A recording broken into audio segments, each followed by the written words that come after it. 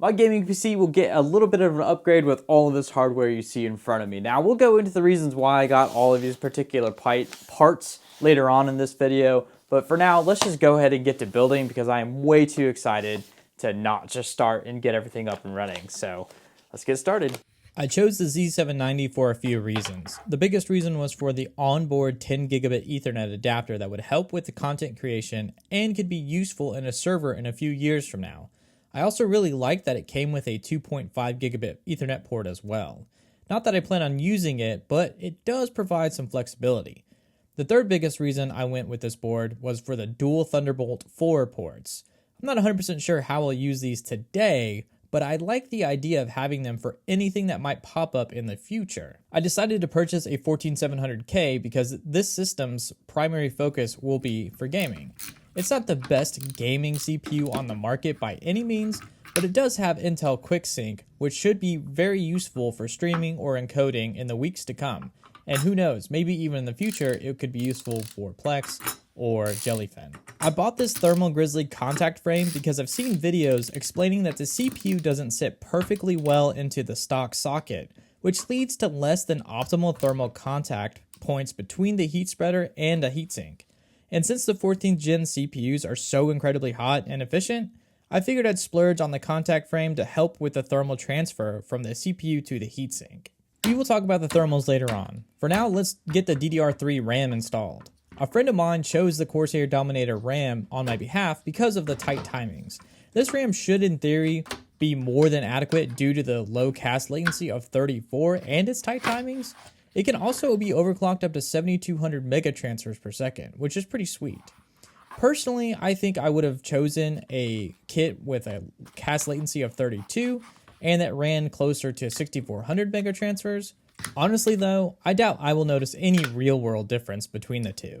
So in the end, I'm perfectly happy with this Corsair memory, and it also looks pretty cool. With the memory installed, it's time to remove the old components from my current Lian Li chassis. The system is a Ryzen 5800X with 32 gigabytes of RAM and an RTX 4090.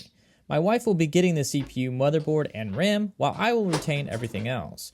She will be getting a massive upgrade. Currently, she is running an Intel Extreme Series 5960X CPU with 16 gigabytes of DDR4 RAM paired with a 3070 Ti. After nearly a decade of service, the 5960X will finally retire. It has followed me along over the years in several different builds, and I am truly saddened knowing that this may finally be the end for it. I need to first start removing the RTX 4090 so I can gain access to my boot NVMe drive. I removed the PCIe power from the adapter instead of removing the adapter from the RTX 4090 for fear of wearing out the connector. I believe it only has an estimated lifespan of 30 plugs and unplugs, or something ridiculously outrageous like that. The Samsung 960 EVO Pro sits behind the GPU and under a heatsink/shroud. Currently only serves as a boot drive these days because games have become absolutely massive with their high resolution textures and graphics, and it only has 512 gigabytes of total storage capacity.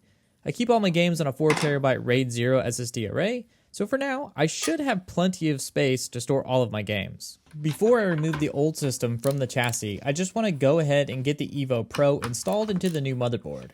I start by first removing the heatsink covering the NVMe slot I want to use. Then of course, slot in the Samsung NVMe drive into the proper slot. Before placing the heatsink on the drive, I need to remove the plastic protecting the thermal pad from dust, oils, and other contaminants. With it removed, we can now replace the heatsink and secure everything down to the wobbly motherboard. Now that we're done with that, it's time to remove the old system from the Lian Li EVO chassis. Going around and unplugging everything and then later removing the screws holding down the motherboard will then allow us to remove the components and slide in all of our new hardware into place. Just don't forget to remove the old I/O shield first. With the new components in place, it's time to secure down the motherboard by screwing it into place, and then plugging everything back into the motherboard. I don't plan on overclocking the CPU, but I did go ahead and plug in the additional 4-pin connector for power. After all, you never know if you might need to overclock in the future. Also, this board has an option where you can plug in a 6-pin PCIe power connector that sits next to the 24-pin ATX power connector. This will provide 67 watts of power through the topmost 16X PCIe slot. We are nearing completion now because we only have a handful more of tasks to complete. Next up on the list of things to do is mount the fans to the Deepcool 360mm radiator. First I need to get the radiator mounted to the mounting bracket though, and then once that's done, then it is actually time for the fans. I messed this up the first time by mounting the radiator backwards, and then also mounting the fans the wrong direction. But thankfully I did catch my mistake later on, and everything worked out.